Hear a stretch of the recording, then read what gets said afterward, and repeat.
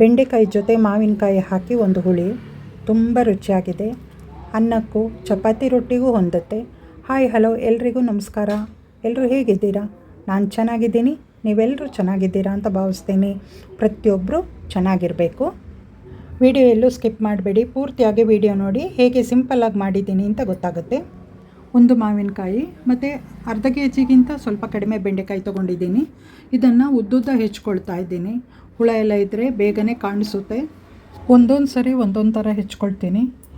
ಒಂದೊಂದು ಸರಿ ಉದ್ದುದ್ದಕ್ಕೆ ರೌಂಡಿಗೆ ಹೆಚ್ಕೊಳ್ತೀನಿ, ಇಲ್ಲ ಸಣ್ಣಕ್ಕೆ ಹೆಚ್ಕೊಳ್ತೀನಿ ಸಾಸಿವೆ ಎಲ್ಲ ಮಾಡಬೇಕಂದ್ರೆ.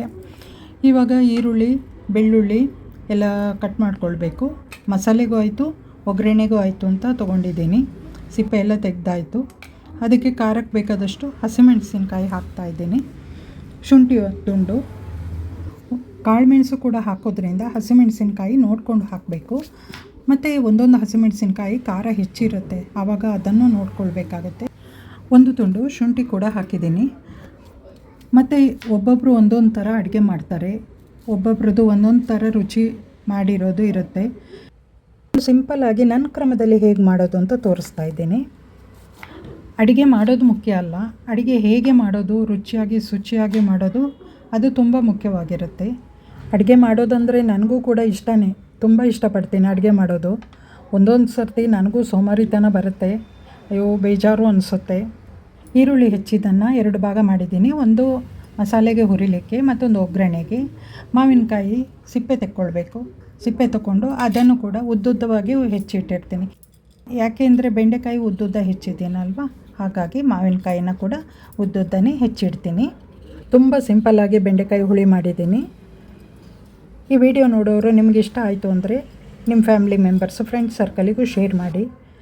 ತುಂಬ ಕಡಿಮೆ ಸಮಯದಲ್ಲಿ ಮಾಡಿರೋದ್ರಿಂದ ಇದು ಆಫೀಸಿಗೆ ಹೋಗೋರಿಗೆಲ್ಲ ತುಂಬ ಅನುಕೂಲ ಆಗುತ್ತೆ.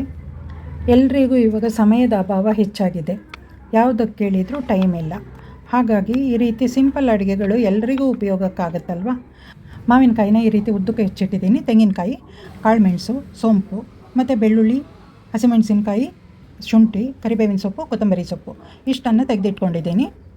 ನಾನು ಊಟ ಮಾಡೋದೇ ಕಡಿಮೆ, ಆದರೆ ಸಿಂಪಲ್ಲಾಗಿ ಮಾಡಿದರೂ ರುಚಿಯಾಗಿರಬೇಕು ಅಂತ ನೋಡ್ಕೊಳ್ತೀನಿ.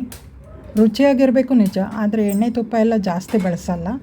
ನಾನಿಲ್ಲಿ ಕೊಬ್ಬರಿ ಎಣ್ಣೆ ಬಳಸ್ತಾ ಇದ್ದೀನಿ. ಮತ್ತು ಕಡಲೆಕಾಯಿ ಎಣ್ಣೆ ಯಾವುದು ನಾವು ಯೂಸ್ ಮಾಡ್ತೀವೋ ಅದನ್ನ ಬಳಸ್ಕೊಳ್ಬೋದು. ಇವಾಗ ಸೋಂಪು ಹಾಕ್ತಾಯಿದ್ದೀನಿ. ಸೋಂಪು ಜೀರ್ಣಕ್ಕೆಲ್ಲ ತುಂಬ ಒಳ್ಳೆಯದಲ್ವ, ಸೋಂಪು ಜೀರಿಗೆ ಎಲ್ಲ. ಸಾಸಿವೆ ಹಾಕ್ತಾಯಿಲ್ಲ.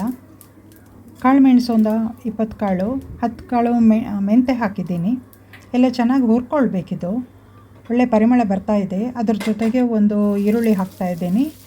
ಒಂದು 2-3 ಚಿಟಿಕೆ ಇಂಗು ಹಾಕ್ಕೊಳ್ಬೇಕು, ಚೆನ್ನಾಗಿ ಹುರಿಬೇಕು. ನಂತರ ಇದಕ್ಕೆ ಶುಂಠಿ, ಮೆಣಸಿನ್ಕಾಯಿ, ನಂತರ ಬೆಳ್ಳುಳ್ಳಿ ಹಾಕಿ ಅದರ ಜೊತೆಗೆ ಕರಿಬೇವಿನ ಸೊಪ್ಪು, ಕೊತ್ತಂಬರಿ ಸೊಪ್ಪು ಕೂಡ ಹಾಕ್ಕೊಳ್ತಾ ಇದ್ದೀನಿ.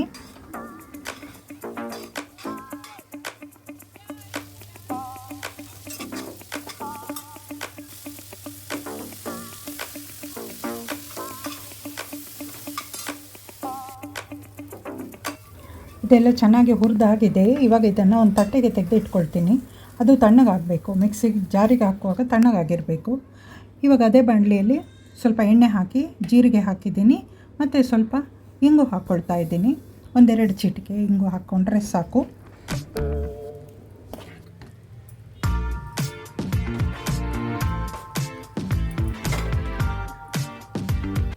ಎಣ್ಣೆಯಲ್ಲಿ ಜೀರಿಗೆ ಚೆನ್ನಾಗಿ ಫ್ರೈ ಆಗಿದೆ. ಇವಾಗ ಅದಕ್ಕೆ ಒಂದು ಈರುಳ್ಳಿ ಸ್ವಲ್ಪ ದೊಡ್ಡದಾಗಿ ಕಟ್ ಮಾಡಿ ಹಾಕಿದ್ದೀನಿ.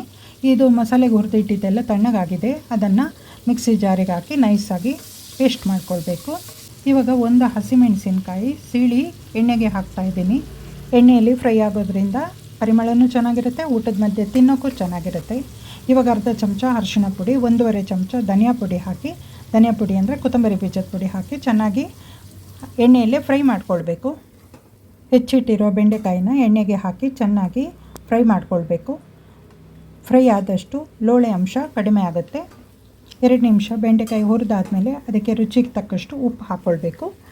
ಬೆಂಡೆಕಾಯಿಗೆ ಉಪ್ಪೆಲ್ಲ ಚೆನ್ನಾಗಿ ಹಿಡಿಬೇಕಲ್ವ, ಯಾಕೆಂದರೆ ಉದ್ದುದ್ದಕ್ಕೆ ಹೆಚ್ಚಿರೋದ್ರಿಂದ ಸ್ವಲ್ಪ ಫ್ರೈ ಆಗೋದು ನಿಧಾನ ಆಗುತ್ತೆ.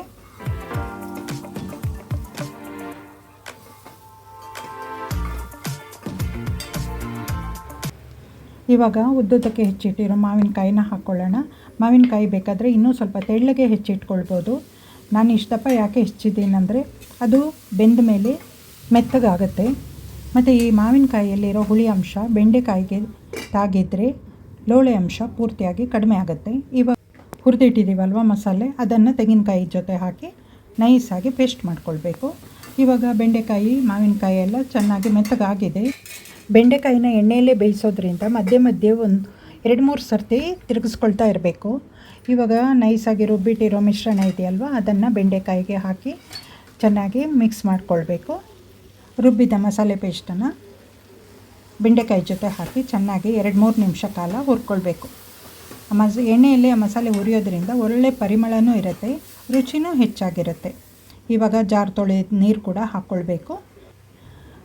ನಾನಿಲ್ಲಿ ಅನ್ನಕ್ಕೆ ಈ ಸಾಂಬಾರನ್ನು ಮಾಡಿದ್ದೀನಿ. ಸ್ವಲ್ಪ ತೆಳ್ಳಗೆ ಮಾಡ್ಕೊಳ್ತಾ ಇದ್ದೀನಿ. ಚಪಾತಿ ರೊಟ್ಟಿಗೆ ಅಂದರೆ ಸ್ವಲ್ಪ ದಪ್ಪ ಇದ್ದರೂ ನಡೆಯುತ್ತೆ.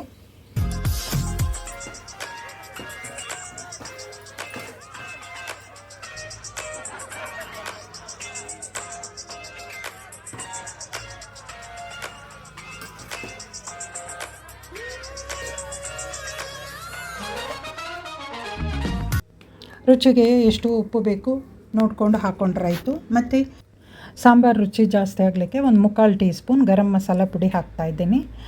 ಮಸಾಲೆ ರುಬ್ತೀವಲ್ವ, ಆವಾಗ ಬೇಕಾದರೆ ಹುಣಸೆಹಣ್ಣು ಸ್ವಲ್ಪ ಹಾಕ್ಕೊಳ್ಬೋದು. ನಾನಿಲ್ಲಿ ಹುಣಸೆಹಣ್ಣು ಹಾಕಲಿಲ್ಲ, ಟೊಮೆಟೊನೂ ಸೇರಿಸಲಿಲ್ಲ. ವಿಡಿಯೋ ನೋಡುವವರು ಬೆಂಡೆಕಾಯಿ ಹುಳಿ ಹೇಗಿತ್ತು ಅಂತ ಕಮೆಂಟ್ ಸೆಕ್ಷನ್ನಿನಲ್ಲಿ ಒಂದು ಕಮೆಂಟ್ ಹಾಕೋದು ಮರಿಬೇಡಿ. ನಿಮ್ಮ ಕಮೆಂಟ್ ಓದೋದಕ್ಕೆ ಕಾಯ್ತಾ ಇರ್ತೀನಿ. ಬೆಂಡೆಕಾಯಿ ಹುಳಿ ರೆಡಿಯಾಗಿದೆ. ವಿಡಿಯೋ ನೋಡಿದವರಿಗೆಲ್ಲ ಧನ್ಯವಾದಗಳು. ಒಂದು ಲೈಕ್ ಹೈಪ್ ಕೊಡೋದು ಮರಿಬೇಡಿ. ಹೊಸಬ್ರು ಸಬ್ಸ್ಕ್ರೈಬ್ ಮಾಡಿಕೊಂಡು ವಿಡಿಯೋ ನೋಡಿ ಸಪೋರ್ಟ್ ಮಾಡಿ, ಶೇರ್ ಮಾಡಿ ಅಂತ ಕೇಳ್ಕೊಳ್ತೀನಿ. ಬೆಲ್ ಐಕಾನ್ ಪ್ರೆಸ್ ಮಾಡೋದು ಖಂಡಿತ ಮರಿಬೇಡಿ, ನಿಮಗೆ ನೋಟಿಫಿಕೇಷನ್ ಬರುತ್ತೆ. ನಾನು ಹೇಗೆ ಸಿಂಪಲಾಗಿ ಅಡುಗೆ ಮಾಡಿರ್ತೀನೋ ನೀವು ನೋಡ್ಬೋದು. ಈ ವಿಡಿಯೋ ಇಲ್ಲಿಗೆ ಎಂಡ್ ಮಾಡ್ತಾಯಿದ್ದೀನಿ. ಮುಂದಿನ ಹೊಸ ವಿಡಿಯೋದ ಜೊತೆ ಸಿಗೋಣ. ಬಾಯ್.